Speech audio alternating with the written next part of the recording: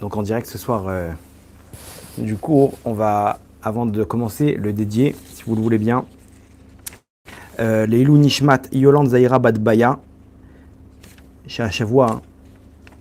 Cette semaine c'est les 11 mois. Samuel Ben Sarah, les Ilou Nishmat Samuel Ben Sarah, Vele Avdil, Zivug Bezat Hashem pour Julie Esther Bat Rina Véronique, Raphaël Ben Rina Véronique, Shirel Bat Esther, Messaoud Ben Myriam et Tania Rachel Bat Josiane Esther. Bezat Hashem, que cette année, prochainement, Bezat Hashem, cette année, on les voit sous la choupa. Ok, tu peux voir si c'est bien là, en direct.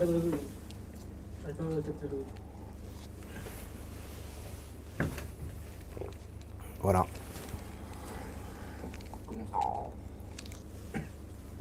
Ok, bon, on commence. C'est bon? Ok. Ok, alors regardez. Le cours de ce soir, ok, il peut nous donner peut-être la réponse. La réponse, ça fait plusieurs mois que je suis dessus, ok, mais il peut peut-être nous donner la réponse de la clé de la Géoula. Est-ce que vous avez déjà posé la question comment la Géoula elle va venir?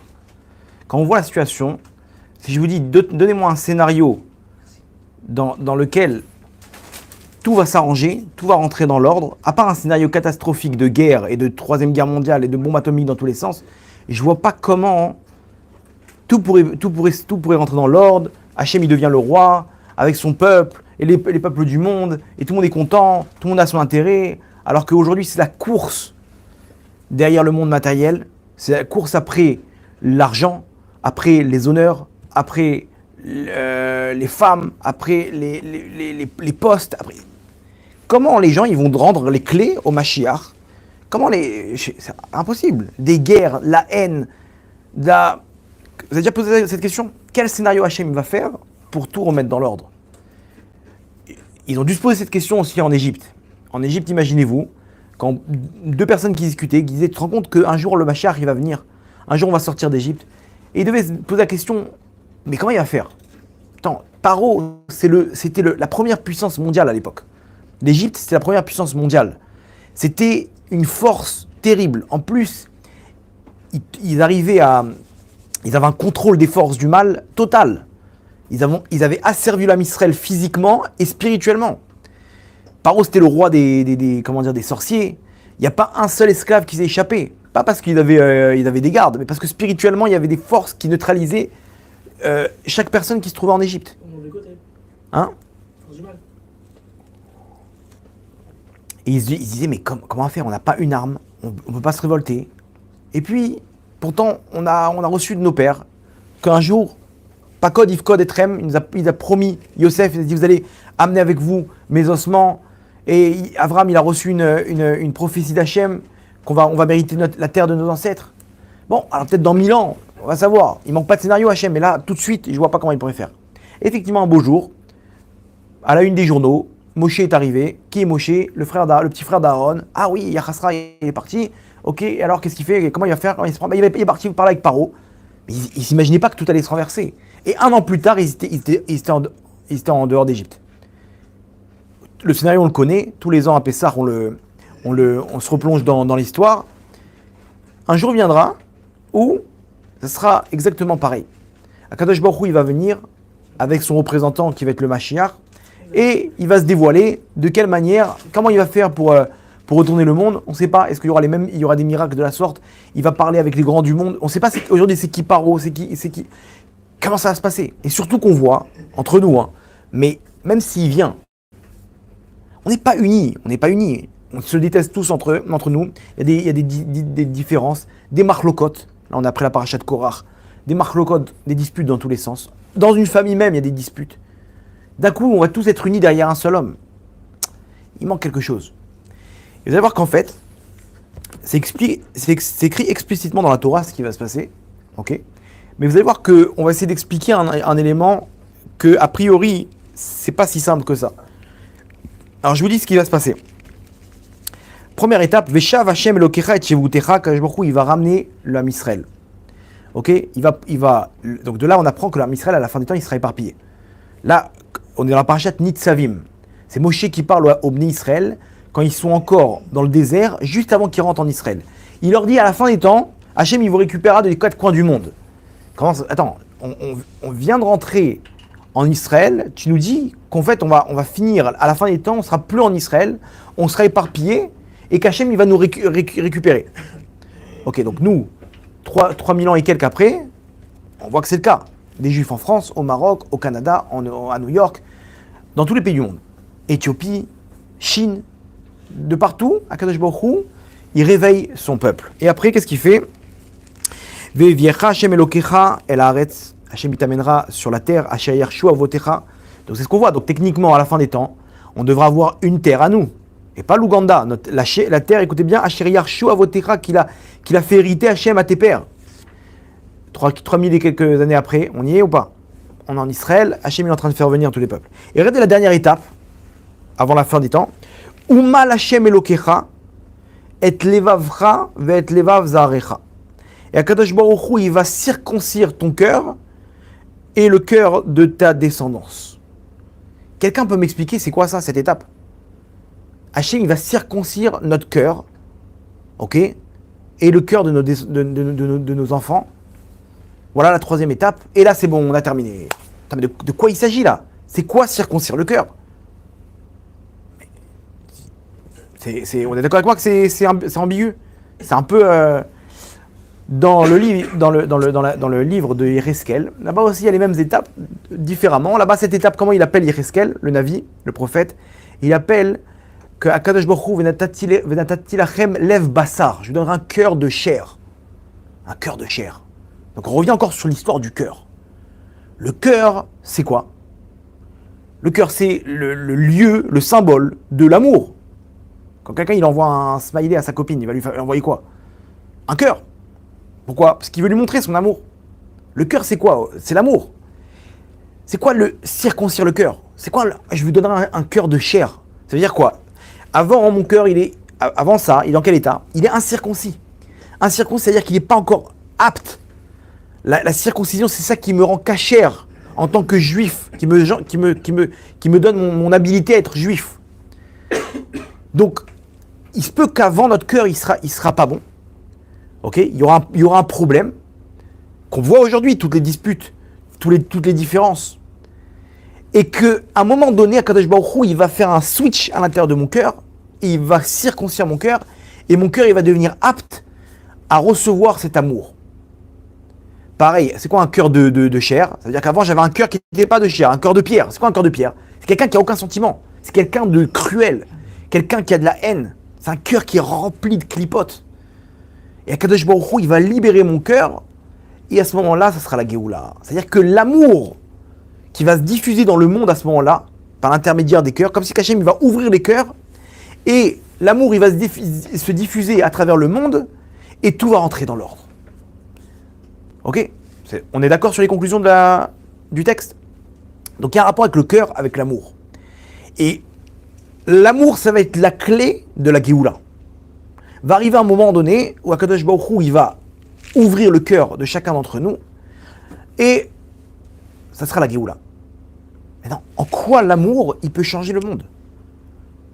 Et vous allez voir que l'amour, en fait, c'est l'arme, comme le titre du cours, c'est l'arme qui peut détruire le monde, pire que la bombe nucléaire, ou qui peut reconstruire le monde.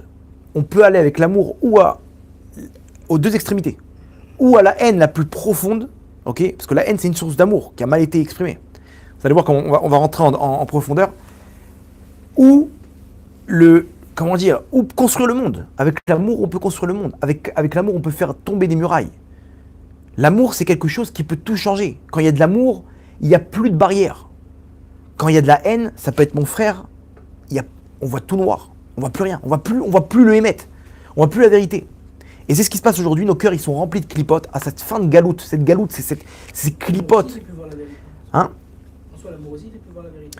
C'est vrai, mais il fait plus voir la vérité des fois dans la mauvaise vérité aussi, le mal. Quand t'aimes ton frère, tu vois pas les défauts qu'il a. Et ça peut être le remède pour faire sauter toutes les barrières. Parce que moi, je vois quoi en premier? Je scanne que le mal chez les autres. Ok, mais si j'arrivais à voir que le bien, alors vous pouvez même pas imaginer dans quel Gan Eden on vivrait. Alors c'est vrai qu'à cause de ça, on peut pas voir le mal, etc. Mais après bon, on a la Torah qui nous fait la différence entre le bien et le mal. on doit prendre nos dispositions si les gens ils sont mauvais, mais combien ça pourrait construire le monde si jamais on arrivait à voir les bons côtés chez notre prochain. Et d'abord chez notre femme, chez notre conjoint ou conjointe, chez nos enfants, chez notre entourage, rien que ça déjà, une personne elle vivrait au Gan Eden. Alors la question de savoir, déjà premièrement, c'est quoi l'amour? Comment ça peut construire ou détruire le monde? Et après de savoir comment arriver à amener ça dans mon cœur, comment faire descendre cette lumière, parce que cette lumière-là, elle va descendre. Là, on est à la fin de la galoute, l'exil le plus profond. Cet exil nous a pourri le cœur, il nous a massacré notre cœur de haine, de comment dire, lui c'est un Algérien, lui c'est un Tunisien, lui c'est un Éthiopien, lui c'est comme ça, lui vient de France, lui vient de ça. Oh, dans les peuples, les Juifs et les Arabes, les chrétiens et les Arabes, et les Daesh, regardez c'est quoi c'est la haine. C'est la haine, la source de chaque guerre. Vous croyez quoi, entre la Russie et l'Ukraine, ils s'aiment, mais bon, ils ont besoin de se battre. Non, ils se détestent. Ils se détestent. C'est des nazis, il faut les tuer. L'autre, lâche l'affaire, qu'est-ce que tu fais? Non, jusqu'à temps que mon peuple il va mourir, mais je baisserai pas les bras. Mais branche ton ego, tu vois qu'il y a 2 millions de personnes qui vont mourir. Et non, il veut se battre. Pourquoi? Parce qu'il est aveugle de la haine qu'il a. Ils sont aveuglés par la haine. D'où elle vient cette haine? Comment on peut remplacer ça par de l'amour? Et vous voyez qu'Hachem, tout le temps, il nous dit amour gratuit, l'amour gratuit. S'il n'y a pas d'amour et de la haine gratuite, Hachem, il détruit tout. Il détruit tout. Le Beth Amikdash, il a été détruit à cause de quoi?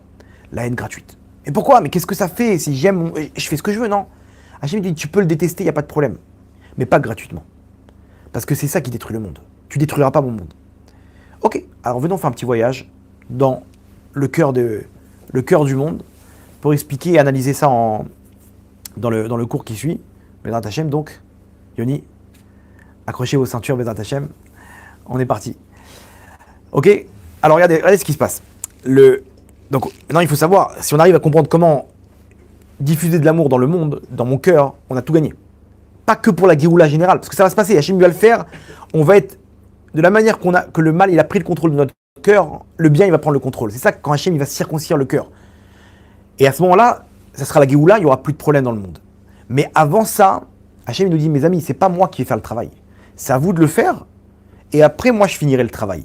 Donc la question de savoir comment faire, comment rentrer de l'amour dans mon cœur, comment faire diffuser cet amour dans le monde, et aussi, c'est quoi l'amour? Parce que si je comprends le moteur, comment il marche, alors je peux savoir comment conduire.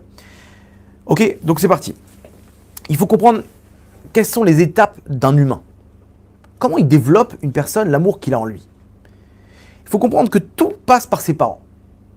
L'amour, il est donné par ce qu'il reçoit par ses parents. Comment ça marche? Psychologiquement parlant, un enfant, un bébé, jusqu'à un certain âge, il croit qu'il est sa mère. Vous savez ça? Un bébé, il ne fait pas la différence. Il n'a pas encore une identité. Il n'a pas encore une personnalité. Il croit qu'il est sa mère. Pour lui, il ne voit pas la différence. Attends, tu vois pas qu'il y a 2 corps là? Non, jusqu'à maintenant, il était dans le ventre de sa mère. Il est là, il est dans les bras, il est dans le truc. Il ne voit pas la différence. Jusqu'à un moment donné où il grandit, ok, et ça peut être à moins d'1 an. Il arrive à un niveau, entre guillemets, intellectuel où il comprend, il dit non, je ne suis pas ma mère, je suis moi. Mais il a besoin, dans cette étape, de comprendre qu'il existe. Et pour ça, il a besoin de l'aide des parents qui vont lui donner de l'attention, qui vont lui donner de l'amour, qui vont lui donner de la chaleur, qui vont lui montrer qu'il existe. Donc quand on le prend dans les bras, quand on lui fait des câlins, quand on lui sourit, il comprend, ah, je suis quelqu'un. Pourquoi ma mère, elle s'arrête maintenant et elle me fait un sourire? Pourquoi elle me donne de l'attention? Parce que je suis existant. Par contre, remarquez bien, s'il ne reçoit pas tout ça, il va pas pouvoir passer ce cap de se dire qu'il existe. Donc il y a un cap à passer, il va recevoir tout l'amour possible, jusqu'à qu'il va tirer une conclusion, c'est bon, j'existe. Comment il va tirer cette conclusion? Parce qu'il y aura une bulle dans le monde où il est accepté. C'est bon, c'est clair? C'est simple, logique, simple. Il y a une bulle de chaleur, d'amour dans le monde, qui sont ses parents, ses frères et sœurs, où tout le monde l'aime. Donc, il a tiré une conclusion qu'il existe. Et donc, il peut passer à l'étape d'après. Maintenant que moi j'existe, il y a aussi mon prochain qui existe. Alors ça, jusqu'à aujourd'hui, il y a des gens qui ne sont pas encore arrivés à ce niveau-là.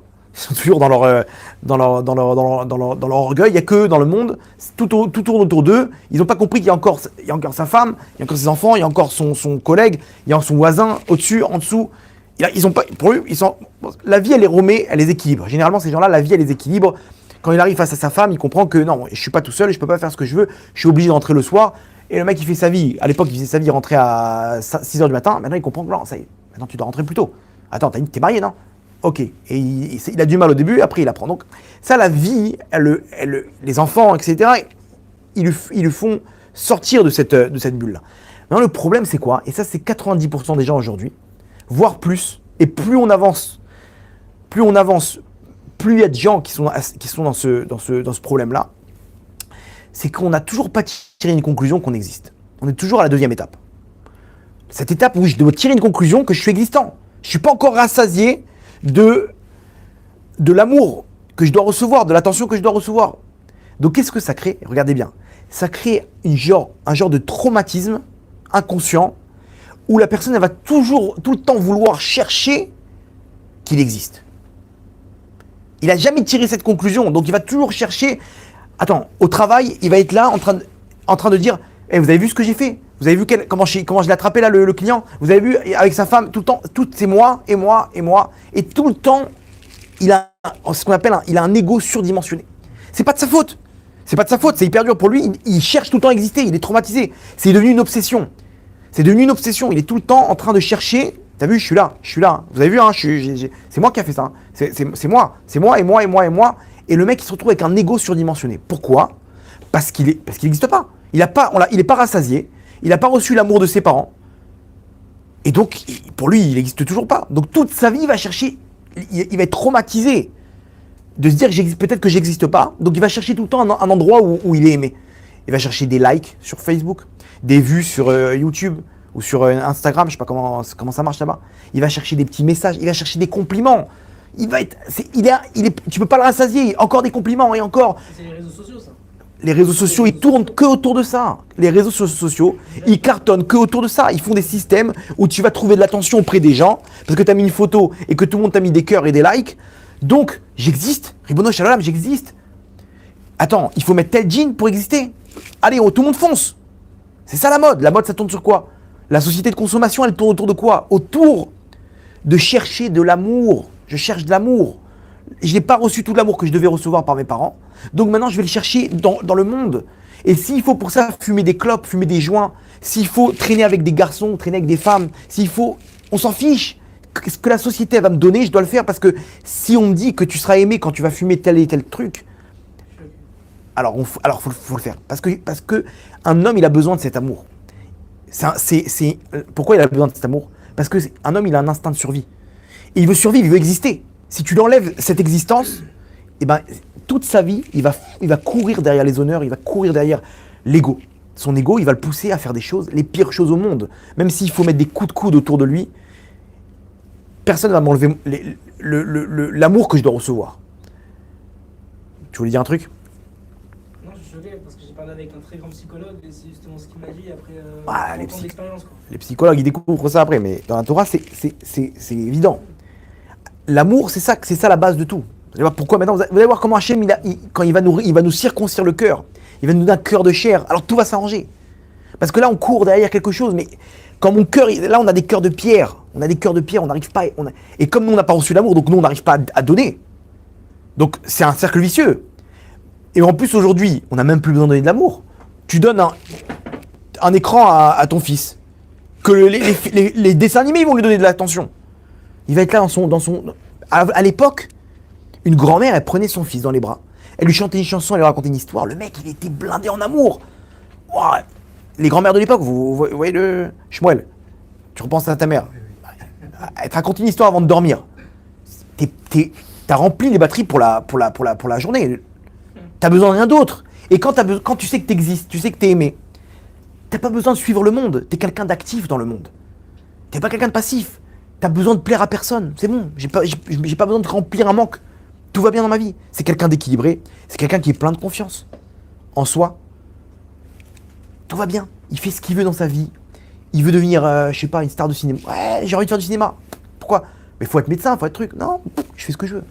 Il est bien, il est truc. Tu veux dire un truc? Tu n'es pas avec le cœur de pierre, tu n'es avec le cœur. Tu nais avec un cœur normal, mais la vie, elle te rend un cœur de pierre. On dit comme quoi une personne depuis sa naissance, elle est mauvaise. Nahon, mais on va dire qu'il y a des règles. Le monde, il est bon. Il y a des règles qui sortent, comment on dit, Kina, Tava et Kavod, Motsim et Adam Mina Olam. Le Kavod, l'orgueil, la jalousie et les désirs, ils sortent l'homme du monde. Le monde, il est bien, il est metoukan, tout va bien. Le monde, il va t'aider à te construire. Mais l'orgueil, il va te sortir du monde. Et l'orgueil, d'où il vient? De l'ego. Pourquoi tu veux pas baisser la tête maintenant? Pourquoi tu veux pas dire que ta femme, elle a raison? Non, elle m'a touché. Pourquoi? Parce qu'elle est en train de te dire par là, tu n'existes pas, c'est moi qui ai raison. Donc baisse ta tête. Non, je peux pas baisser ma tête. Si je baisse ma tête, ça veut dire que j'existe pas. Je peux pas ne pas exister. Donc si cette personne elle est traumatisée par le fait qu'il n'existe pas, donc tu peux pas lui enlever son. Celui qui peut baisser sa tête, c'est qu'il sait qu'il existe. Voilà, les gens comme ça, les gens ils ont besoin de plaire à personne. Ils arrivent très facilement à baisser la tête. Ils arrivent très. Ah, il y en a qui existent beaucoup, mais comme ils savent qu'ils existent, ils peuvent, dans un certain point, ne pas exister. Vous comprenez? C'est très profond, mais j'espère que vous tenez la corde, ok? On va rentrer encore en profondeur. Maintenant, donc, vous avez compris que plus le monde, en fait, plus le mal, il prend de la place dans le monde, et plus, s'il faut être homosexuel pour plaire au monde, ce qu'ils sont en train de faire, ils sont en train de montrer que l'homosexualité, surtout aux États-Unis, c'est quelque chose de genre, c'est encore mieux que d'être marié. Genre, si t'es homosexuel, Donc, les gens, demain, ils vont devoir être homosexuels pour pouvoir plaire. Donc, c'est-à-dire que plus le mal, il prend de la place dans le monde, plus nous, on descend avec le mal. Parce que nous, on veut plaire à la société. Et plus la société, elle se dégringole, plus on descend avec. Puisqu'on veut toujours courir derrière l'attention et l'amour du prochain. Est-ce qu'à cause de ça, un enfant, entre guillemets, quand il voit ça, il peut ancrer dans sa nature le fait qu'il faut l'être Qu'il faut l'être quoi? homosexuel? Et qu'après, Mais oui. à cause de ça, vraiment. Mais il y en a plein qui sont devenus homosexuels parce que l'entourage qu'ils avaient, ils étaient comme ça. Et on les a poussés, on les a influencés. Et comme lui, il n'a pas reçu l'amour qu'il faut, alors c'est là-bas qu'on va m'aimer. Si je suis homosexuel, très bien, je le fais. C'est terrible, c'est hyper profond. En tout cas, cette obsession-là, elle pousse le monde dans la dégringolade. Donc, en fait, l'amour, c'est la source de la destruction du monde. Quand on voit aujourd'hui les jeux d'ego qu'il y a entre Biden, entre Poutine, ça peut mener à une troisième guerre mondiale. Mais ça va, mais Poutine, il va pas lâcher l'affaire. Pourquoi? L'ego. Et vous savez que Poutine, il a une enfance, il n'a pas été du tout aimé par ses parents. Il était rejeté complètement dans la rue. Donc aujourd'hui, on va pas lui dire quoi faire. Lui, il fait ce qu'il a à faire par rapport à son ego, il est surdimensionné. Vous comprenez maintenant le profil psychologique de Poutine? C'est juste incroyable. Ah bon? Ok. Et donc, vous comprenez que la solution, c'est quoi? La solution, c'est quoi alors? L'amour. Si maintenant tu arrives à donner à la personne de l'amour, tu arrives à lui donner ce qu'il faut, il peut sortir de son traumatisme. Comment tu règles un traumatisme? Tu lui donnes tout l'amour qu'il a besoin, tu lui fais jusqu'à qu'il tire une conclusion, écoutez bien, jusqu'à qu'il tire une conclusion, ça y est, je sais que je suis aimé. Dans les couples, par exemple, c'est exactement le problème. Quand une femme, elle a tiré une conclusion, ça y est, mon mari m'aime, par des actes et par des paroles, elle n'a plus besoin de lui faire l'enfer. Parce que tout l'enfer qu'elle lui fait, c'est parce qu'elle se sent pas aimée. Et elle a une clala que si elle s'exprime par l'intermédiaire de son mari, par le regard de son mari. Donc si son mari lui envoie des remarques du matin au soir, c'est terrible pour elle. Elle se sent vidée. Par contre, si c'est que des compliments du matin au soir, elle se sent heureuse. Elle a une bulle dans le monde où on m'aime. Donc elle a besoin de rien d'autre. L'amour, il peut guérir, c'est le remède du monde. Quand il y aura de l'amour dans le monde, il n'y aura plus de problème. Plus de problème. Donc, non, le problème, c'est quoi? C'est que nous-mêmes, on n'a pas reçu ça. Alors imaginez-vous qu'on a des divorces. Aïe. Le divorce, c'est... Imaginez-vous, on vient de casser l'élément qui apporte l'amour et la chaleur. Cette cellule familiale, ok, maintenant, il entend que des disputes. Il entend, quand il va chez la mère, il y a ça. Quand il va chez le père, il y a ça. Le divorce, c'est la pire des catastrophes pour un enfant. Pourquoi? Parce qu'il n'y a plus rien, il n'y a plus de source de chaleur maintenant, il n'y a plus de source d'amour. Donc, voilà, c'est sûr que c'est... Qu'est-ce qu'il faut faire? C'est sûr que l'éducation qu'on va donner à nos enfants, c'est l'amour. avant de dormir un petit quart d'heure, au réveil, un petit quart d'heure où tu leur donnes de l'amour. Quand ils reviennent de l'école, 2-3 fois dans la journée, comme ça, tu leur donnes des petits moments, ça change tout. Ces gens-là, ils sont bien, après ils peuvent aimer Hachem, après ils se sentent aimés. Par contre, s'il n'a pas ça, il est obsédé par le regard des gens. C'est ça qui le nourrit. C'est ça qui le nourrit. Des gens comme ça qui ont été abandonnés par leurs parents, ils font la vie dure à leur femme. Parce qu'il ne faut pas qu'elle leur manque de respect. Il ne faut pas qu'elle soit... Il est tout le temps en train de rechercher. Ça y est, regarde ta vie. Tu as tout ce qu'il faut. Non, encore et encore. C'est terrible. Je ne sais pas c'est quoi la définition de pervers narcissique, mais je crois que c'est ça. Hein. Je ne sais pas c'est quoi la définition psychologique de pervers narcissique. Qui se nourrissent de la souffrance des autres. Voilà, mais il a besoin de ça, c'est de l'oxygène. Se nourrir de la souffrance des Il se nourrit de ça. Il voit... Attends, il est en train de souffrir, ton prochain. Non, j'ai besoin de mon ego en premier. Il ne voit pas le mal des autres. Il a besoin de ça. Ces gens-là, c'est sûr qu'ils ont une enfance terrible. Où ils n'ont pas reçu tout ce qu'il faut. Pourquoi ? Parce que maintenant, il y a moi et moi et moi. Il n'y a personne d'autre. Mais laisse-la ta femme. Laisse-le ton mari. Non, j'ai besoin. Je peux pas. C'est une obsession. C'est une drogue. Et lui, il souffre de l'autre côté, le mari. On s'en fiche.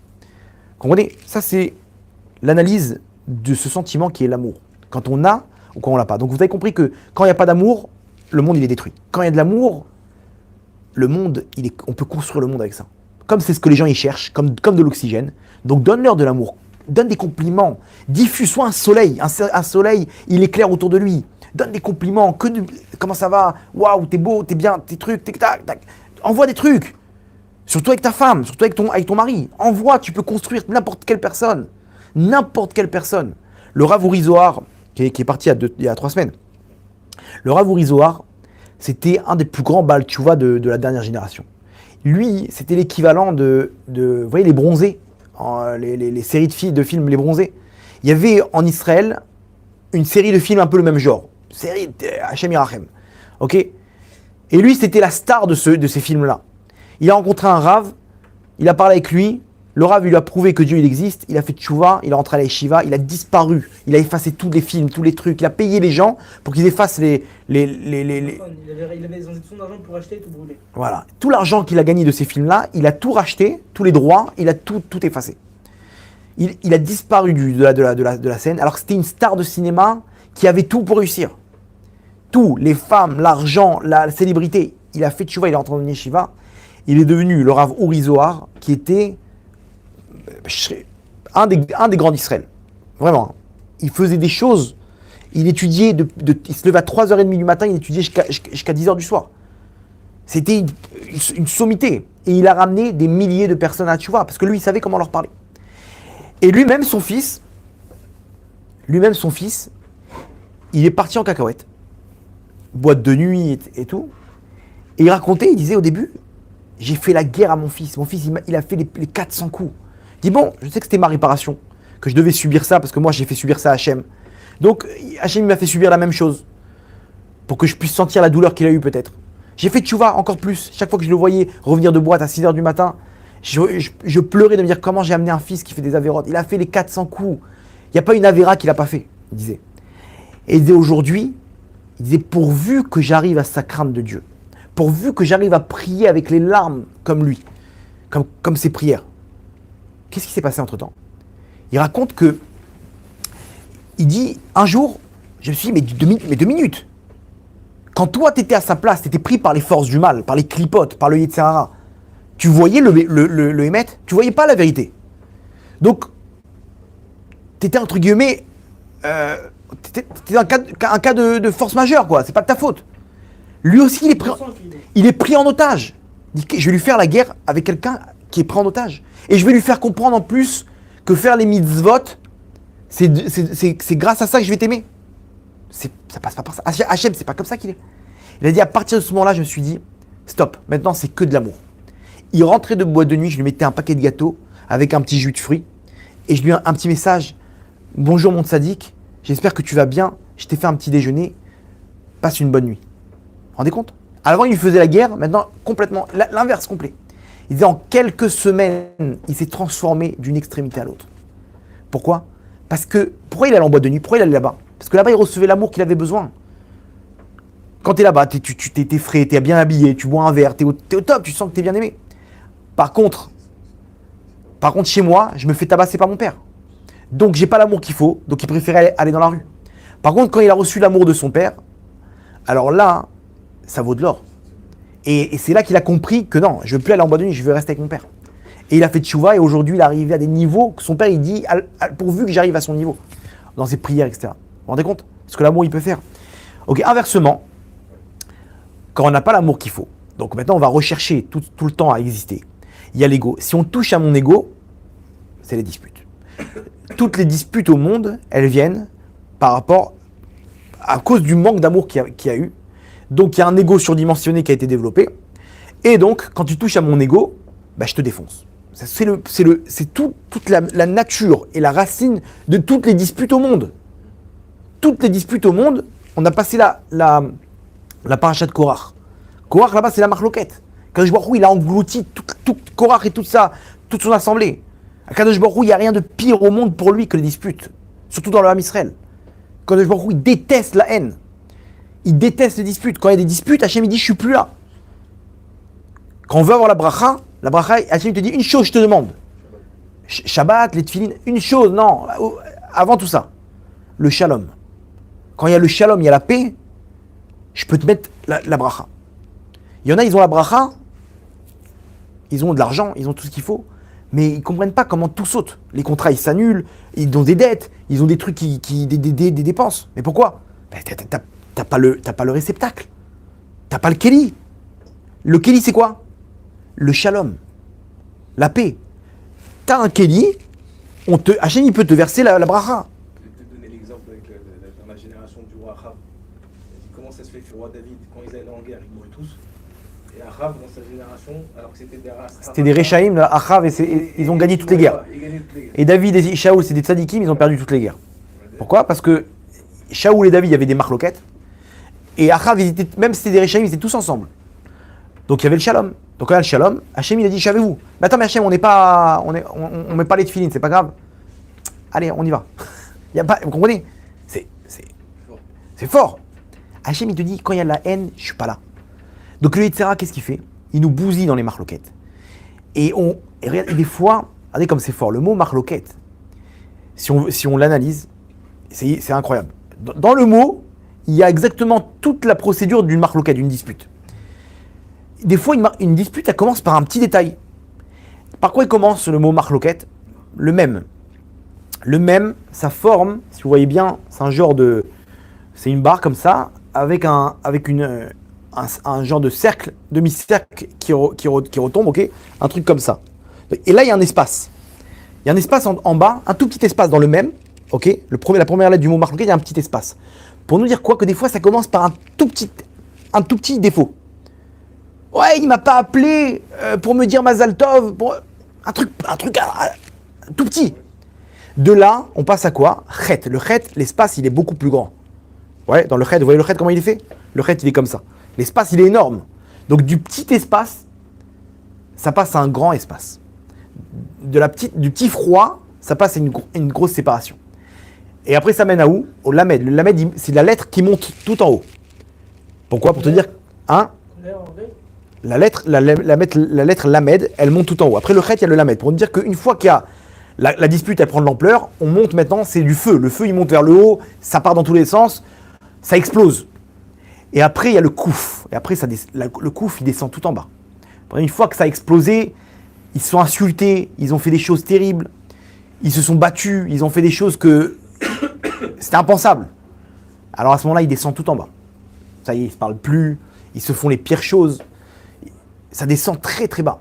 Et après, il y a le taf. Le taf, c'est une lettre qui est hyper stable. Il y a une pointe comme ça et après c'est stable. C'est quelque chose qui est bien installé. Ça y est, après c'est installé, ils peuvent ne plus se parler pendant 15 ans. Des frères et sœurs des fois. Ils ne se parlent plus pendant 10, 15 ans, 20 ans. Mais pourquoi? Pourquoi? Parce que c'est exactement le... Ça a commencé de base, t'écoutes l'histoire. Une fois il m'a dit ça, et après je lui dis ça, et après ça prend de l'ampleur, ça explose, ça descend, et après ça y est, c'est ancré. J'ai raconté ça à ma femme. Ma femme, elle m'a fait l'inverse. Elle m'a dit maintenant, comment réparer la marloquette? Comment faire la paix? Elle m'a dit, regarde, analyse. On repart en arrière. Le taf, une fois que tu es bien installé, comment tu fais? Tu descends. Tu baisses la tête. Baisse la tête. Baisse la tête. J'ai tort. Tu sais quoi? J'ai tort. Prends les initiatives. Va et tu dis, écoute, viens, on fait la paix. Baisse ta tête. Descends tout en bas. Tu descends, tu baisses son orgueil. Et qu'est-ce qu'Hachem il fait? Quand quelqu'un, il est mévataire, il s'annule, Hachem le lamed. Après, il y a le lamed. Hachem, il te monte tout en haut. Il te donne toutes les brachot qui existent. Quand tu baisses la tête, Hachem, il t'élève tout en haut. Et après de là, il y a la paix. Mais il y a quand même on a quand même séparé. Vous connaissez ça, quand on fait la paix, bon, d'accord, mais ça sera plus comme avant. Ok? Et après, Hachem, il fait en sorte que ça redevient comme le même. C'est-à-dire que l'espace qui était grand, qui était expandé, il se raccourcit de plus en plus jusqu'à qu'ils arrivent au shalom. L'inverse. C'est le ridouche de ma femme, je dis dans son nom. Elle a des bons ridouchim aussi. Léna. D'ailleurs, entre parenthèses, elle est en train de faire une ligne téléphonique avec des cours de Torah pour les femmes, des séries de comment dire, Shmirat Halashon, pour le Lashon Hara, pour apprendre les halachot, etc. Moi aussi, dedans, je fais des cours. Ça sera bientôt mis en ligne, donc on vous tiendra au courant.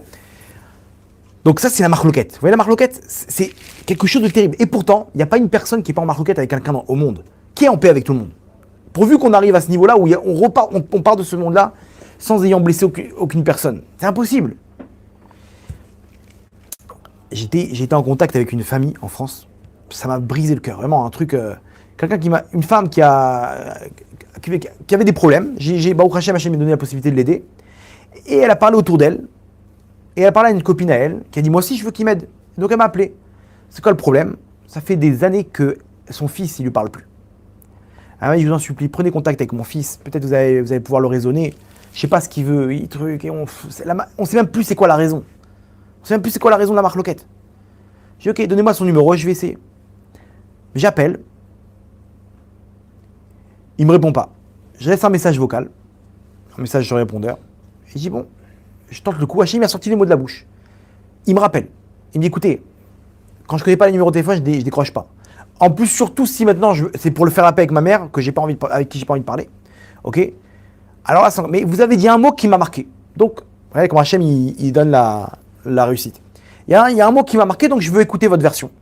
Je commence à lui expliquer les trucs. Effectivement, lui et moi, on se lie d'amitié. Et il commence à s'ouvrir. Et il me raconte tout le truc. Vraiment, j'ai appelé sur son portable en France. Ça m'a coûté très cher. Mais je me dis, c'est pas grave. Hachem, il rembourse pour le shalom. Ok. Je me dis, bah, capara. Et je sais que ça a de la valeur pour Hachem. Donc, j'ai pas vu le truc. Et on parlait des heures et des heures, lui et moi. Il m'a dit, ok, vous savez quoi? Il y avait une ouverture. J'ai dit, ok, moi je dis ça à votre mère. Je parle à sa mère, je dirais des fêtes comme ça et comme ça. J'ai compris exactement c'est quoi son truc. Et ouais, on essaye. En fait, il était disputé avec son beau-frère. Ils se sont battus. Et des trucs. Une histoire vraiment terrible. Mais je lui montrais à quoi bon. Qu'est-ce que tu as gagné? Qu'est-ce que tu veux? Où ça va aller? Et alors et l'ego, et son truc. Bref. J'appelle sa mère, je dirais il a besoin 1, 2, 3, 4. Mais j'étais fatigué, vraiment, ça m'avait fatigué cette histoire. Je lui dirais faites 1, 2, 3, 4, et je pense qu'il va peut-être ça va adoucir son cœur. Elle me dit ok, j'ai pas eu de nouvelles. Il me rappelle 3-4 mois après, il me dit Rav Toledano, j'ai besoin de vous. J'ai dit quoi? Il dit ça n'a pas marché, ma mère elle m'a dit exactement ce que vous lui avez dit de dire, mais ça, pour moi c'est du mytho. Ok. J'ai dit alors quoi, qu'est-ce qu'on fait maintenant? En quoi je peux vous aider? Il me dit ma sœur, donc la femme de mon beau-frère avec qui je suis disputé, on m'a appris qu'elle avait le cancer. Et on m'a caché, ça fait des semaines. Et on me dit, pourquoi tu vas pas la voir? Il dit, non, je vais aller la voir, mais je veux pas, tant qu'il est là, son mari, je veux pas aller. Alors là, ça m'a énervé, je lui ai dit, écoutez bien, vous comprenez pas les messages d'Hachem? Qu'est-ce que vous attendez? C'est-à-dire qu'il y a un malheur pour comprendre. Hachem, cette marloquette, elle est en train de vous massacrer dans la famille. Tout va bien. Hachem. Ça va bien, petit. Il faut tousser au contraire. Ouais.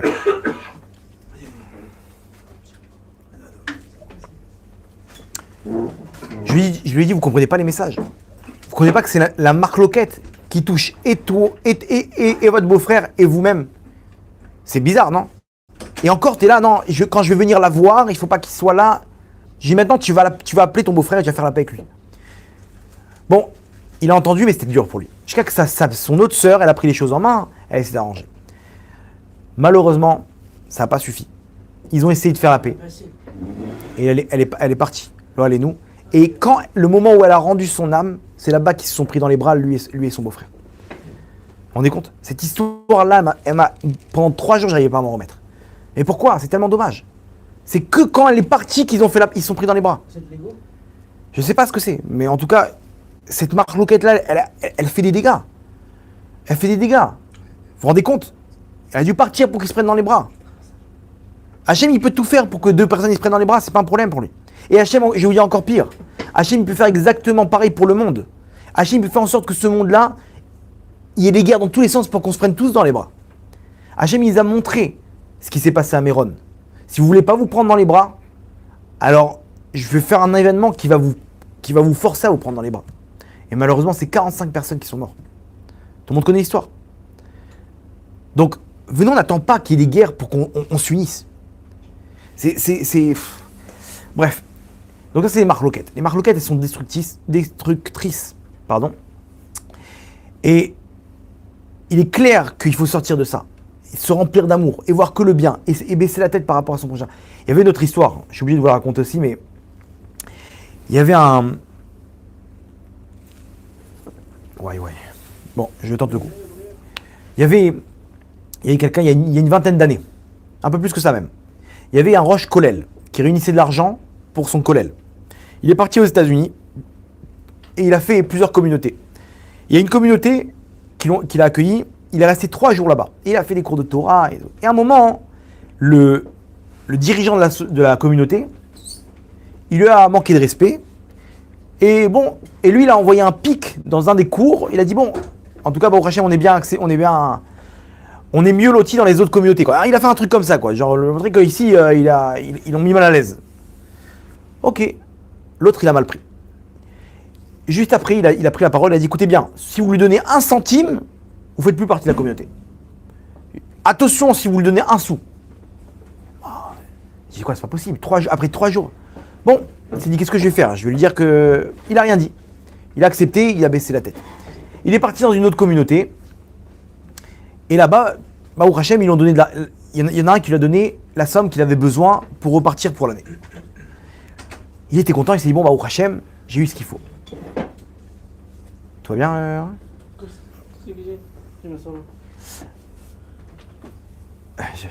J'ai des problèmes de concentration, donc quand ça bouge, je suis plus dans le... Donc, il a donné la somme qu'il avait besoin. Et donc, il repart, il a son chèque avec lui, il est tranquille. Et il s'est avéré que celui qui lui a donné la somme, c'était le beau-frère de l'autre, du dirigeant de la communauté d'avant. Il a dit, quoi? Tu lui as donné de l'argent à lui? C'est un pourri, tu sais ce qu'il m'a fait? Il m'a humilié devant tout le monde. Écoute, annule le chèque. Bon, il appelle, il dit, écoute, je suis obligé d'annuler le chèque, c'est mon beau-frère, je suis désolé, bon. Il a annulé le chèque, écoutez bien, 2 jours après, le dirigeant de la communauté là-bas, qui a fait annuler le chèque, arrêt cardiaque, qui part direct. Waouh, les gens ils sont choqués, comment... Akadosh Baruch Hu, il a... Écoutez bien l'histoire. 20 ans plus tard, ils se retrouvent devant le Stapler.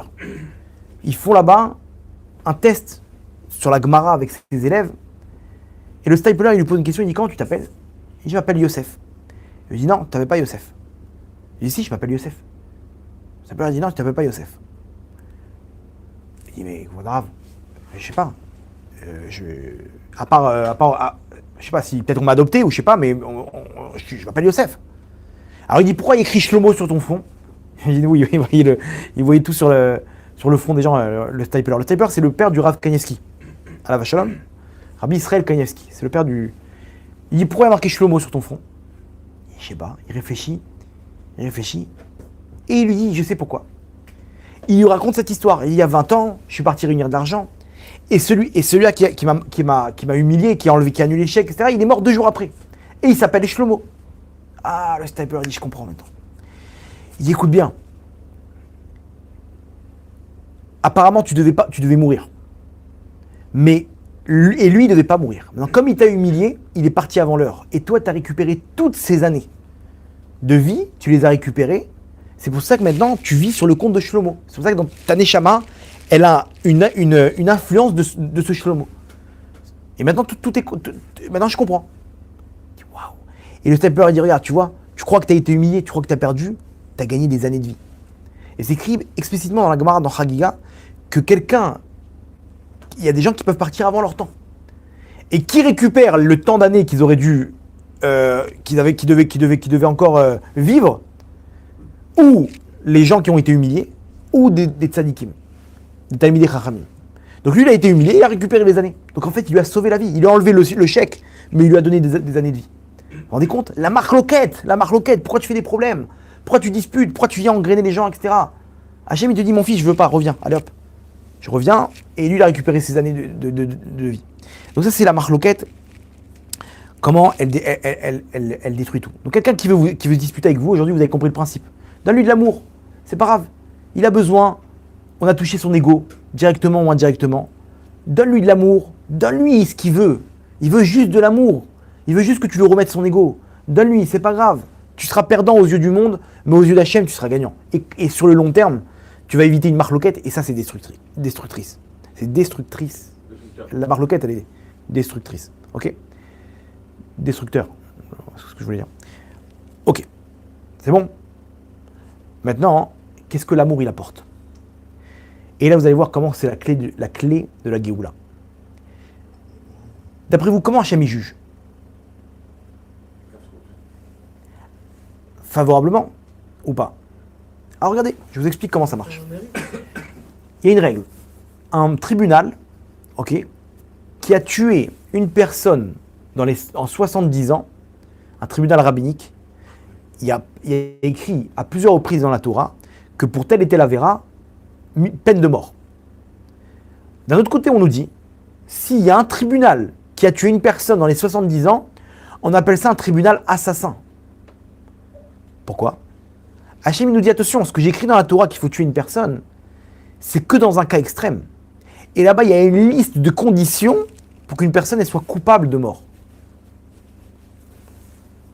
Il faut qu'il y ait 2 témoins. Il faut qu'ils soient avertis. Ces 2 témoins, il faut qu'ils soient cachers.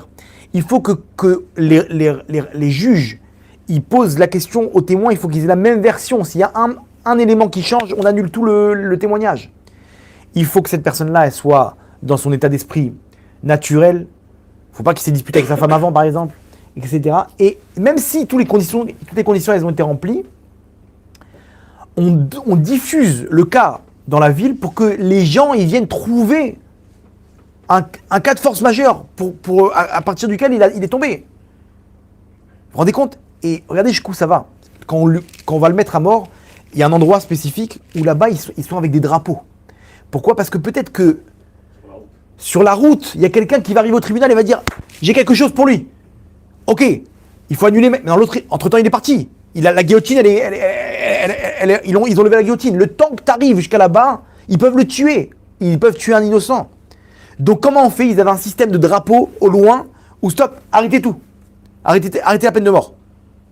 Au cas où il y a quelqu'un à la dernière minute qui a pu intervenir. Vous vous rendez compte? Hachem, qu'est-ce qu'il veut dans tout ça? Il veut te dire, attention, avant que je rende quelqu'un de coupable, il n'y a pas. Pourquoi? Parce que c'est mon fils. Je sais qu'Ali Tserara, il a. Et je l'aime de tout mon cœur. Donc quand tu aimes une personne, tu ne peux pas voir le mal qu'il a chez lui. Et Hachem, il nous aime. Les gens qui sont morts cliniquement, ils décrivent tous la même chose. Qu'ils ont senti au bout du tunnel une lumière. Cette lumière-là, c'est un amour. C'est un amour indescriptible. C'est un truc énorme. Il m'a raconté notre ami Amram qu'il y a un élève dans une yeshiva qui est mort cliniquement. Il y a 1 an à Shavuot. Et il raconte que lorsqu'il est revenu, pendant 4 mois, il pleurait à Hachem, je t'en supplie, reprends ma neshama. Pourquoi? Parce qu'il se rappelait de ce sentiment d'amour qu'il avait là-bas, que pour lui, il n'y a que ça de vrai. Le reste, c'est des bêtises, c'est impossible à décrire. Et quand il repense à ça, il se dit, mais qu'est-ce que je fais dans ce monde? Qu'est-ce que je fais dans ce monde? C'est un sentiment terrible. Pour ceux qui sont montés en haut, c'est un sentiment terrible. Ce monde-là, c'est un monde obscur. Et Hachem, il nous aime. Et Hachem, il te dit, attention si vous tuez un seul de mes enfants. Mais quoi, mais tu nous as dit de les tuer. Oui, mais dans quelles conditions? C'est que si vraiment, il n'y a plus rien à faire, c'est 100% de mal. Mais s'il y a 99,9% de mal, et que tu le tues, tu es un assassin. Je fais quoi alors? Oui, tu dois prendre tes précautions. Tu dois faire tout ce qu'il faut pour l'aider à reprendre à reprendre le bon chemin. Mais de le juger, qui te permet de le juger? Et regardez-nous comment on juge les gens. Regardez quelle cruauté on a quand on dit qu'il aille en enfer et qu'il meurt d'un accident de voiture. Ça arrive ça, vous entendez des gens parler comme ça des fois. Mister. Mais pour qui tu te prends? Hachem lui-même, il veut pas le tuer, toi tu veux le tuer. Pourquoi? Parce que notre cœur, il est plein de cruauté. Et c'est ça le problème. Pourquoi? Parce que Hachem, il te dit, mes enfants, c'est vous les juges. Je vous ai donné les clés du tribunal. Après 120 ans, on va se retrouver dans le tribunal, on va revoir toute notre vie et on va juger selon notre logique à nous. Donc si tu as été un cruel, Habibi, alors là, tu vas arriver devant ta même cruauté qui va te juger. Tu dis, mais attends, mais là, je t'explique pourquoi j'ai pas fait Shabbat, Hachem, je t'explique. Tu vas payer, mon tzaddik. Pourquoi? T'es dur avec moi. Non, c'est ta logique. Et le mec, il va comprendre que c'est comme ça. Il va comprendre le mal qu'il a fait. Il va revoir tout, mais il va être prisonnier par sa cruauté qu'il a créée dans ce monde-là. Et il ne pourra pas sortir de ça, c'est lui-même le juge. C'est-à-dire qu'aujourd'hui, tous les problèmes du monde, c'est nous-mêmes qui les créons. Hachem, il te dit, moi, j'ai rien contre toi, mon fils. Mais toi-même, tu juges que c'est grave. Tu juges qu'il faut être cruel. Comment? Bah regarde comment tu te comportes avec ton prochain. Toi, là-bas, comment tu as jugé? On ne doit pas te faire de mal. Attention si tu me fais du mal. Attention si tu me fais un coup de crasse. Attention si tu me plantes un couteau dans le dos. Et Hachem, il te dit, tu sais combien de couteaux dans le dos tu m'as planté, toi? Quand tu faisais pas Shabbat? Quand tu faisais pas attention à ta tsniout? Alors viens, on va voir comment tu te comportes. Ah, on n'a pas le droit de planter des couteaux dans le dos? Il n'y a pas de problème, mon fils. Tu viens de signer ton jugement. Donc en fait, le mal dans ce monde, il existe à cause de quoi? À cause du manque d'amour qu'on a pour notre prochain. Mais vous vous rendez compte jusqu'où ça va? Et c'est ce qu'il dit Rabbi Nachman Breslev, Likutei Moran, Resh Pebet, 282. Il dit, si on arrive à juger bien, alors on va arriver à la Géoula. Il n'y aura plus de Rechaïm dans le monde. Il n'y a plus de Rechaïm. Pourquoi? Parce que ton œil, il a changé. Tu vois que les bons côtés, Nekuda Tova, tu vois que le bon point en chacun d'entre nous. Déjà chez toi, chez ta femme, tes enfants, et le cercle qui doit s'agrandir dans ta communauté, dans ton travail, dans des gens qui ne font pas partie de ta communauté, dans le monde, même des non-juifs, tu dois les aimer. Pourquoi? Parce que si tu fais ça, alors tu arrives à annuler le mal. Pour Hachem, il n'y a pas de mauvais. Hachem, il sait très bien quel Yitzhara tu as et quel Yitzhara tu as. C'est lui qui te l'a mis, le mal. Donc, c'est pas quelque chose sur lequel il va être intransigeant. Parce que c'est lui qui te l'a donné, ce mal, ce coach. Vous comprenez? Par contre, toi, tu fais exister le mal par ton œil. Mais si tu vois plus le mal, attention, encore une fois, il faut voir le mal pour pouvoir s'améliorer. Mais pas comme un jugement. Parce qu'Hachem lui-même, il ne te juge pas. Ces gens-là, ils ont décrit, ils disent, j'ai senti qu'Hachem ne me jugeait pas. C'était netto de l'amour, netto de l'amour. Et limite, je ressentais le mal que j'avais fait, sans passer par le jugement d'Hachem. J'avais honte du mal que j'avais fait. C'est ça qu'on doit faire aujourd'hui. Et Rabbi Nachman nous dit, si tu fais ça, c'est la Géoula. Pourquoi? Parce qu'il n'y a plus de Rechaïm sur terre. Il n'y a plus de rachat, il n'y a plus de faute, Tu annules la faute. On dit, ouais, mais c'est facile à dire. Mais comment tu fais ça? David Ameller avec Shaoul. Vis-à-vis de Shaoul, David Ameller. David Ameller et Shaoul. Il ne voyait pas la faute du tout chez Shaoul. Alors Shaoul le poursuivait. Shaoul, il voulait le tuer, il a rien. David Ameller, il vivait comme ça. Il voyait que tout, Hachem, c'est des bâtons. C'est pas lui qui me fait du mal, c'est pas elle, c'est pas rien. C'est toi, Hachem. C'est mes fautes. Il n'y a pas de Rechaïm sur terre. Inscrivez-vous ça dans votre tête. Il n'y a que des tzadikim. Le Ham Israël, c'est un peuple de tzadikim. Le Ham Israël, Ham Zakai, c'est un peuple méritant. Celui qui l'a insulté, là, le prêtre qui l'a insulté aussi. Et donc, comment on enlève le mal? Quand tu remplis ton cœur d'amour. Ah, comment c'est possible? Mais comment tu fais avec tes enfants? Je vais raconter une histoire personnelle.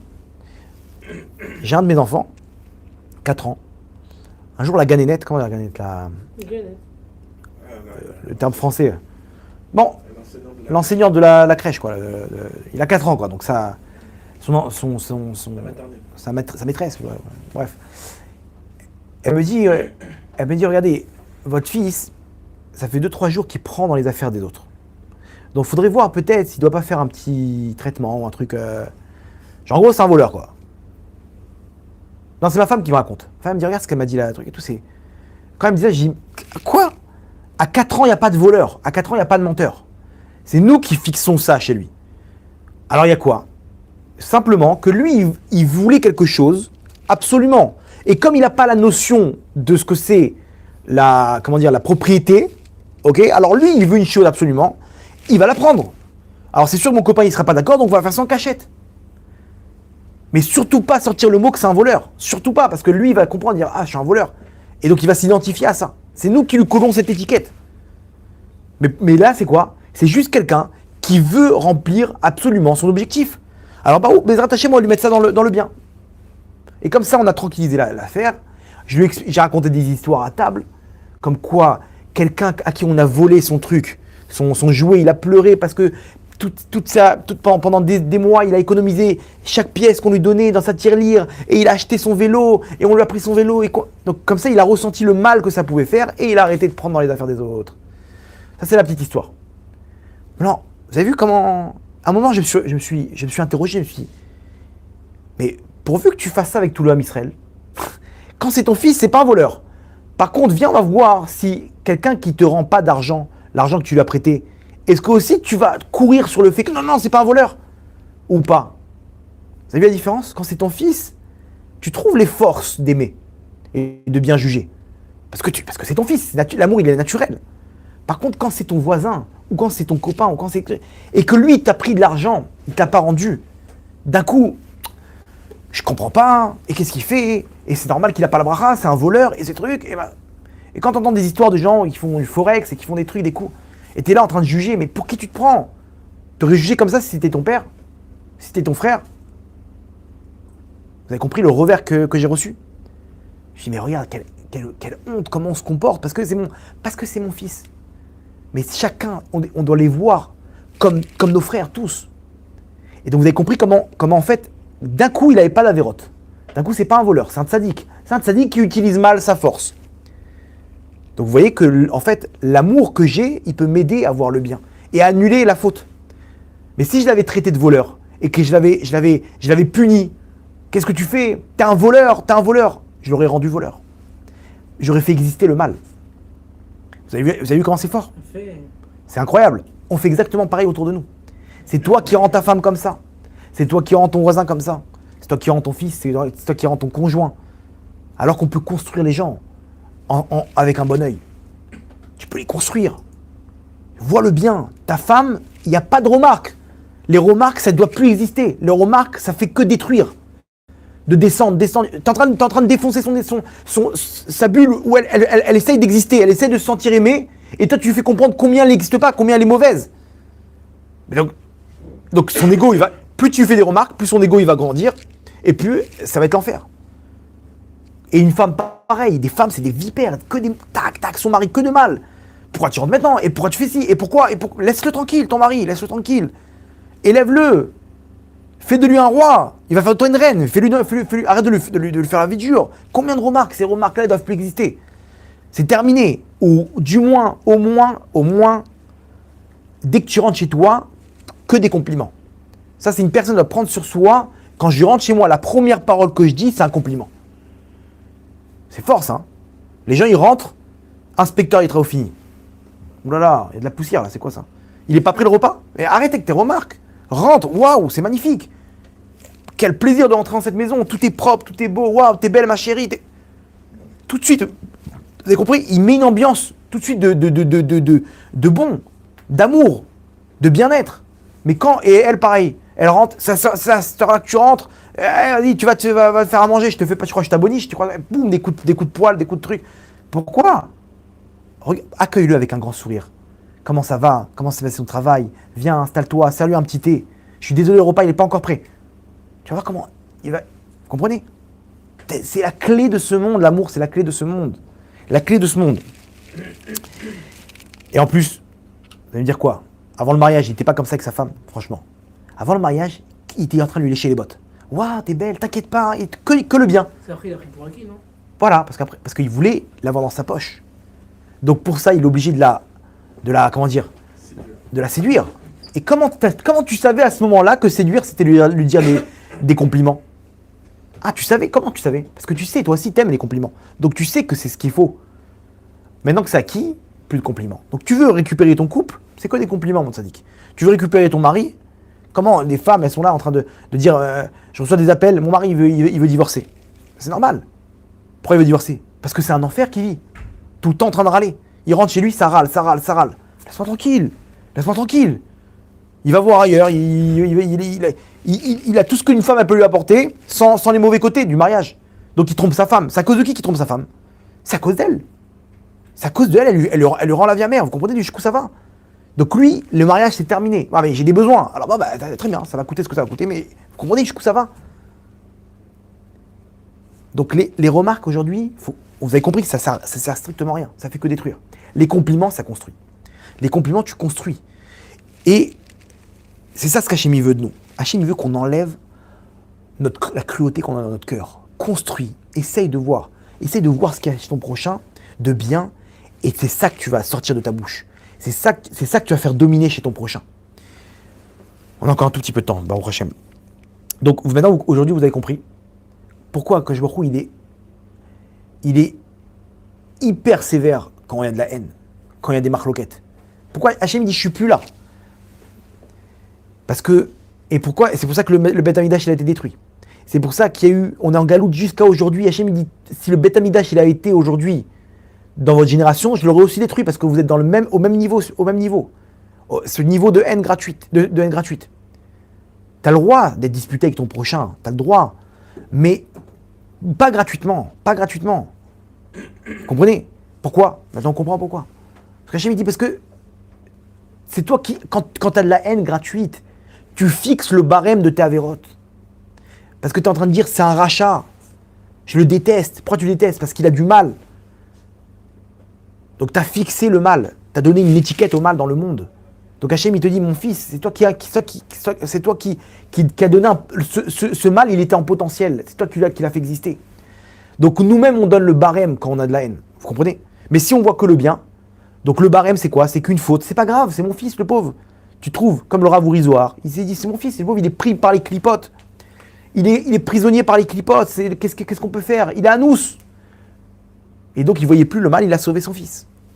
Donc qu'est-ce qu'on doit faire aujourd'hui? La galoute, c'est la haine, c'est les clipotes. On est prisonnier par les clipotes. La Géoula, c'est quoi? C'est de l'amour. Tu veux construire le monde? C'est ça ce qu'il faut faire. Et Hachem, il va le faire, il va donner à chacun d'entre nous de l'amour dans le cœur. Et là, on va comprendre comment, à ce moment-là, sera la Géoula. À ce moment-là, il n'y aura plus de guerre, il n'y aura plus de disputes, il n'y aura plus de différence. Parce que je ne vois plus le mauvais côté qu'il y a chez toi. La différence, c'est quoi? C'est je vois qu'est-ce que toi, tu n'as pas. Mais si on voyait qu'est-ce que toi, tu as, qu'est-ce que toi, tu peux apporter au Ham Israël, qu'est-ce que tu peux apporter dans le monde, alors il n'y a plus de différence. C'est comme notre corps, il y a deux mains. On ne voit pas la différence. Pourquoi on s'entend bien? Parce que lui m'apporte la main droite, lui m'apporte la main gauche. Donc j'ai besoin. Mais quand je vois ce qu'il ne m'apporte pas, c'est là qu'il y a la différence. Vous comprenez? Donc, la solution, elle est simple. Si on veut sauver le monde, on doit apporter de l'amour autour de nous. On doit le faire au moins sur une chose. Un élément où tu as de la Avat Israël. Un élément, il faut prendre sur nous maintenant. Je vais vous dire, hein, c'est quoi la solution? De prendre sur nous, de dire à Hachem, mon cœur, c'est un cœur de pierre. Mon cœur, il était incirconcis. Mais je l'ai fait quand même avec une personne. Il faut qu'avec une personne, tu l'aimes sans attendre rien en retour. Ou que ce soit un acte. Tu fais une action sans intérêt. Netto par amour pour ton prochain. Netto par amour pour ton prochain. Pour dire Hachem, j'avais un cœur de pierre, j'arrivais pas. Mais j'ai pas abandonné. Je l'ai fait et voilà ce que j'ai fait. Tu présentes ça à Hachem. Je peux vous dire que celui qui fait ça, il fait descendre l'amour dans le monde. Hachem, il te dit, tu fais un pas, mon fils, je m'occupe du reste. Pitrouli pétar shel machat, il dit Hachem, ouvrez-moi comme l'ouverture de chat d'une aiguille. Veftach lachem pétar shel ulam. Une salle entière, tu vois l'ouverture d'une salle, comment c'est, les deux portes qui s'ouvrent comme ça. Hachem, il te dit, c'est ça, moi je m'occupe de t'ouvrir. Tu m'ouvres un truc, je m'occupe du reste. Est-ce qu'une personne aujourd'hui, elle dit, oui, je diffuse de l'amour dans le monde? Si elle arrive à se dire ça, c'est qu'elle est dans la Géoula. Elle a rien à craindre. Rabotai, on arrive dans 2 mois là. Ça va partir en cacahuète. Je vous le dis. Ce que les tzadikim ils disent aujourd'hui, ils tremblent de peur par rapport aux événements à suivre. Mais pas que les tzadikim. Pourquoi Bennett il est parti? Le mec il voulait pas lâcher sa place. D'un coup il part du jour au lendemain. Vous savez pourquoi il veut partir? Parce qu'il sait très bien ce qui se prépare. Et il veut pas avoir la responsabilité de ça. Donc que ça ne soit pas moi le Premier ministre au moment où ça va se passer. Vous comprenez ce qui se passe? C'est-à-dire qu'il parle d'un mois au mois de juillet, là, aux alentours du mi-juillet. T'as dit dans 2 mois. Non, dans les 2 prochains mois, ce qui va se passer. Tammuz Av. Là, les tzadikim parlent d'un jour en mi-juillet où les cousins musulmans, ils vont faire un genre de Yom Kippour. D'un coup, ils vont tous se révolter. Ah, c'est la prophétie là. Et qu'il faut annuler ce décret. Vous croyez quoi, Bennett, il n'est pas au courant de ça? Il sait très bien ce qui se passe. Vous croyez que l'Iran, ils n'ont pas envie, ils se font abattre des généraux sur généraux et des trucs. La Syrie, ils se font bombarder du matin au soir. Vous croyez qu'ils n'en peuvent plus pour riposter? Pourquoi ils ne ripostent pas? Parce qu'ils vont faire ça intelligemment. Donc, n'attendons pas qu'Hachem il nous pousse à s'aimer les uns les autres. Parce que quand une personne est en danger, c'est là qu'il y a de l'amour. C'est là d'un coup on voit plus ce monde-là qui nous pourrit le cœur. Et là d'un coup on s'aime. Et là d'un coup il y a de l'union. Vous remarquez ça quand il y a des guerres? Comment tout le monde s'aime? Tout le monde prie pour l'âme Israël. Je ne comprends pas avant. Pourquoi tu n'as pas prié pour l'âme Israël? D'un coup les soldats ils sont à Gaza, tu pries comme si c'était fils, comme si c'était frère. Et avant tu aurais rencontré le mec dans la rue, tu n'aurais même pas fait un sourire. Pourquoi tu pries pas même quand il n'y a pas de guerre? Vous comprenez qu'Hachem il peut nous pousser là-bas. Donc nous, il faut dire Hachem, mon cœur il est 5 cœurs de pierre, mais sur un acte, je l'ai fait. Ma femme elle m'a dit, non je crois que c'est quelqu'un d'autre qui m'a dit que le Rav Harouche, le Rav Shalom Harouche, ça fait 1 an qu'il parle de ça. Depuis ce qui s'est passé à Méron, il a compris, c'est une sommité le Rav Harouche, il arrive à comprendre, il a une longueur d'avance sur tout le monde. Lui ça fait depuis l'histoire de Méron, qu'il y ait 45 morts, il a dit j'ai compris que maintenant, la clé, c'est l'amour. Et comment faire maintenant? Lui, il a pensé que prier pour qu'Hachem il donne de l'amour dans l'âme Israël. Prier pour qu'Hachem il donne de l'amour dans l'âme Israël. Il a raison ou pas, après tout ce qu'on a raconté? Bah oui. C'est la clé de la Géoula. Vous vous rendez compte quelle force il a eu de voir ça? Et qu'est-ce qu'il a fait, l'Yetzara? Il a eu, je crois, une attaque cérébrale ou un truc... il peut plus parler là. Qu'Hachem lui envoie la réfoua chez dans Hachem. Rav Shalom Ben Yamna. Il parle difficilement. Je sais pas s'il a eu, je sais pas c'est quoi. Il est tombé malade. Il a perdu la parole. Il arrive à peine à parler maintenant. Pourquoi? Parce que le Tzara a dit quoi? Tu vas amener la Géoula? Il a touché exactement ce qu'il faut. La Havat Israël. Donc ça, le Tzara, il a dit ça non. Ça, je vais t'empêcher de parler. Parce qu'il a trouvé le secret. Il a trouvé le secret. Donc il diffuse le secret. Là, le Tzara, il dit stop. Adkan. Maintenant, tu parleras plus. Tu as compris les forces du mal, comment ils ont compris c'est quoi la clé? Donc, Vadaï qu'il faut prier aussi pour l'âme Israël. Je crois qu'il dit de prier une demi-heure par jour pour l'âme Israël. Chacun, même 5 minutes. Même 5 minutes. Moi, ça fait depuis Pessar que j'arrive à cette conclusion-là et je me bats. Toute ma vie, elle tourne autour de ça. Qu'Hachem, il me change mon cœur de pierre. Et toutes mes prières, elles sont dirigées par ça. Qu'Hachem me donne un bon cœur, un cœur pur, que j'arrête de voir le mal que j'arrête de scanner les mauvaises choses, que j'arrête que ça et que ça, c'est tout. Toute ma vie, elle tourne autour de ça depuis 2-3 mois. Et moi aussi, j'ai pris sur moi de prier pour l'âme Israël. J'ai pas pris une demi-heure parce que c'est beaucoup pour moi, mais j'ai pris quelques minutes. Je l'ai fait. Pourquoi? Parce que j'ai trouvé ça tellement beau, c'est vrai, il a raison. Si on prie maintenant pour qu'Hachem il donne l'amour dans le cœur, on a tout gagné. Vous avez compris jusqu'où ça va? Une petite histoire ou pas?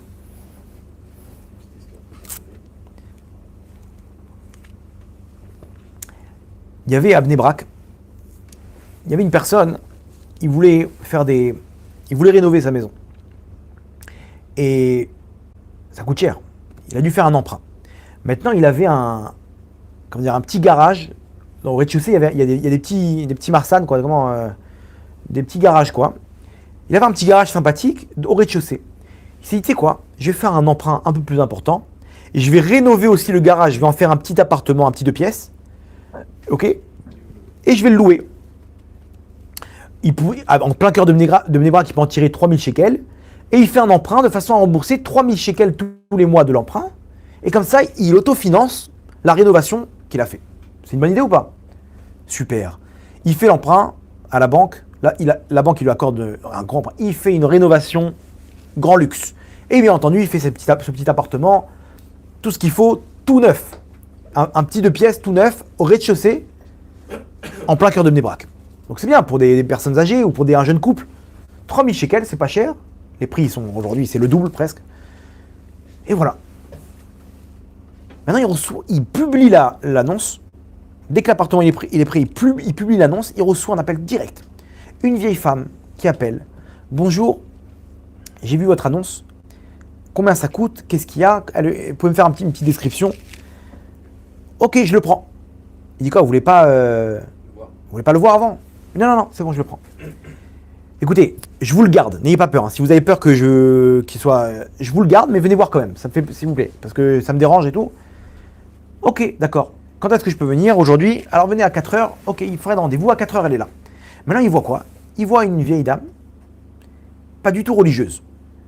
Alors, plein cœur de Bnei-Brak, c'est un problème.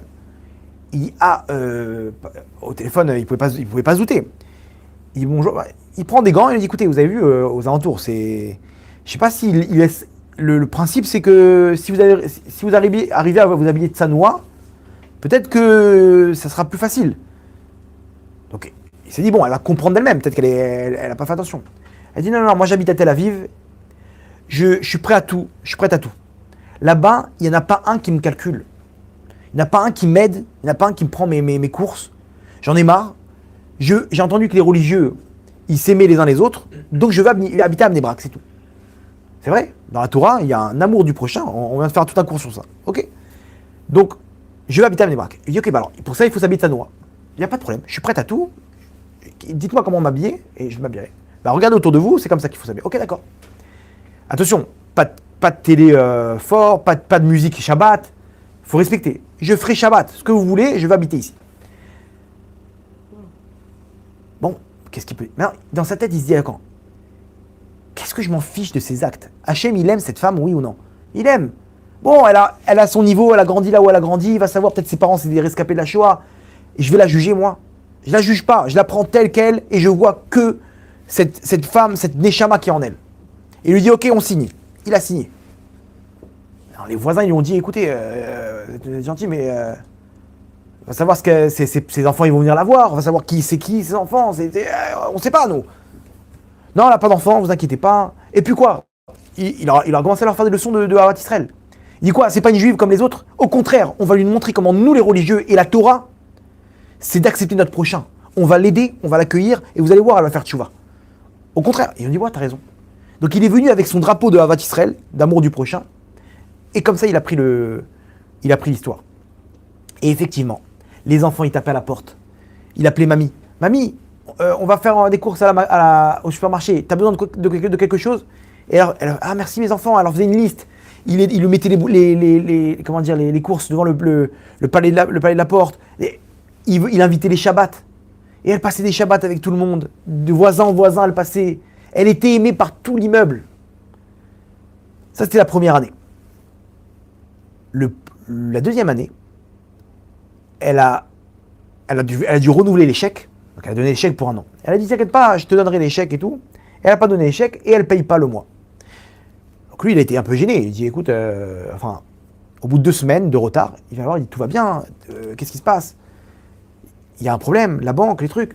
Il essaie vraiment, par Ahavat Israël, il n'a pas soupçonné. Elle lui dit, écoute, j'ai des problèmes, je dois acheter des médicaments, des trucs, ça va me coûte cher, donc je te payerai dès que j'aurai l'argent. Ils ont eu des retards. Bon, ok. Et elle ne paye pas à la fin du mois. Le mois d'après, pareil. 3 mois. Maintenant, lui, il compte sur ça pour rembourser son prêt. Et sa femme, elle commence à lui dire, écoute, qu'est-ce qu'on fait? Il faut que tu lui parles. Il faut que tu lui fasses comprendre. On a besoin de ça. On ne peut pas nous payer pour elle l'emprunt. C'était convenu, je ne comprends pas. Bon, lui, il se chauffe pour aller lui parler, pour lui mettre les pendules à l'heure. Et après, il se rappelle qu'il a fait la leçon aux gens 1 an avant. Il leur a dit, ouais, Ahavat Israël. Et il s'est dit quoi? 2 secondes, si ça avait été ma mère. Si c'est ma mère maintenant qui est là, je lui aurais remonté les pendules comme ça. Il a dit, je vais la considérer comme ma mère. Sur ce point-là, je vais faire 100% Ahavat Israël. Même si elle ne me paye pas. Même si elle ne me paye pas. Et comme ça, il a dit à sa femme, il a dit, qu'est-ce qu'il y a? On va perdre 3000 shekels par mois, mais on va gagner un cœur pur. T'inquiète pas, Hachem, il va nous rembourser. Sa femme, il a réussi à la convaincre. Des histoires sur le fait que la Avat Israël et tout. Sa femme a dit, ok, fais comme tu veux, on se met entre les mains d'Hachem. Il va la voir, il dit, tout va bien, on peut vous aider, peut-être vous avez besoin d'argent. Non, tout va bien, je vais recevoir la somme, t'inquiète pas, je vais te payer. Non, prends ton temps, tout va bien. 4 mois, 5 mois, 6 mois, et le Yitzhar, il revient. Et avec sa femme, pareil.